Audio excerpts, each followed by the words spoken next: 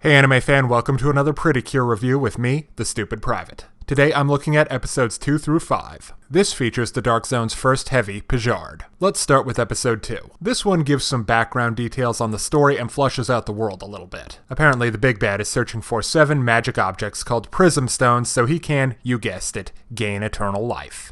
Dragon, rock dragon, ball sing. Dragon, rock dragon, come.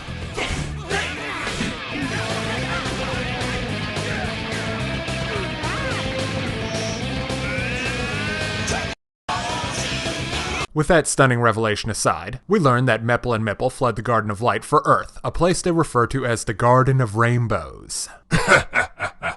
No, seriously, what do they call it?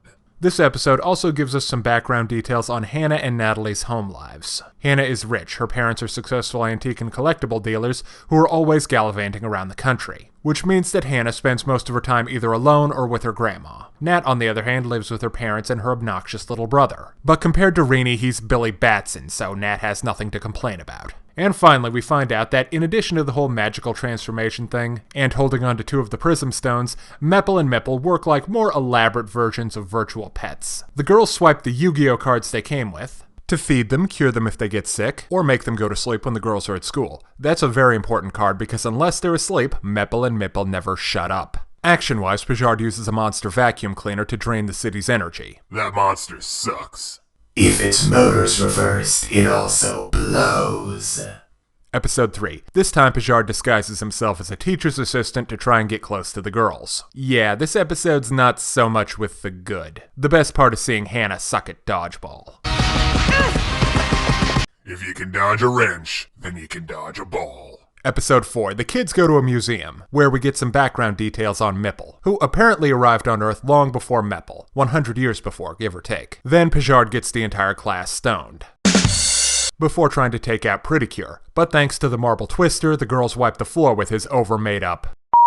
Finally, episode 5. The Dark King seems to be a more rigid taskmaster than old Queen Beryl. So, after a mere 4 attempts, Pejard has to either kill 2 teenage girls or it's off with his head. And to his credit, the guy's an okay fighter. At one point, he even gets his hands on one of the morphers, leaving the girls totally defenseless. And then he just gives it back. You're kidding. Not even. He says it's because he wants to beat them at their full strength, but that's some bull. So anyway, they use the marble twister again to blow Pejard all the way back to the abyss that he came from. And they get a shiny new prism stone to boot. To keep the stones safe, they entrust them with the Guardian. Who the hell is that? Some kind of guardian? Apparently, he's the guardian of the Prism Hopish. What the a hopish? It's, a thing where the Prism Stones live. Pal! Hope-ish. Search term. Not found. Please rephrase. Well, as a reward, Hannah and Natalie get matching magic notebooks that only they can read. Look, after the 1st and 5th episodes, this mini arc is a lot of filler. But you can't really skip it because you'll miss out on the backstory and plot points, if you care about that sort of thing. Mostly it's the backstory that gets the love. The Garden of Light, Care-a-Lot. No, you were right the first time. Is in another dimension or something, and there's a time-space thing that happens when going between the Garden of Light and Earth, or as they call it, the Garden of Rainbows. I can't say that with a straight face. And then there's Mipple. Apparently she was passed around for a while before ending up in the hands of Hannah's granny. Now let's look at the bad guys. The Lord and Master of the Dark Zone is the Dark King. His goal in life is to collect a color-coordinated set of magic baubles, to grant him ultimate power. He already has 5 of the 7 Prism Stones, but for some reason, he just lets his henchmen run around with them, rather than, say, locking them in a vault or swallowing them or something. I'm sorry. Were you expecting logical strategy from what are, in essence, Care Bear villains?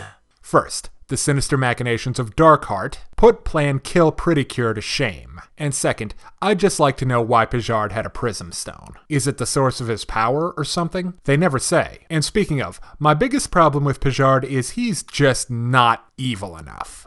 You're quasi-evil. You're semi-evil. You're the margarine of evil.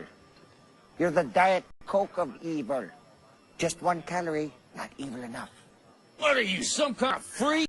I just can't get over the part where he has the opportunity to finish the heroes off and he doesn't take it. This would give him a sense of honor and dignity as a warrior, but I'm not sure that's what they were going for, so it's just confusing. Other than that, the fights are above average for this sort of thing, with lots of well-choreographed punching and kicking. I also like Pretty Cure's sense of humor. There are lots of over-the-top antics from Nat, and the cutesy-poo shtick from Meppel and Mipple. And to its credit, the show understands that they're irritating. So I give this mini-arc 3 out of 5. You sorta need to see it to know what's going on, but it's not all that great. Thanks for watching. I'm the Stupid Private. For more games, anime, manga, electronics, and stuff, visit the Games blog. Hey kids, today's show is brought to you by the letter 4 and the number potato! I'm a stupid private.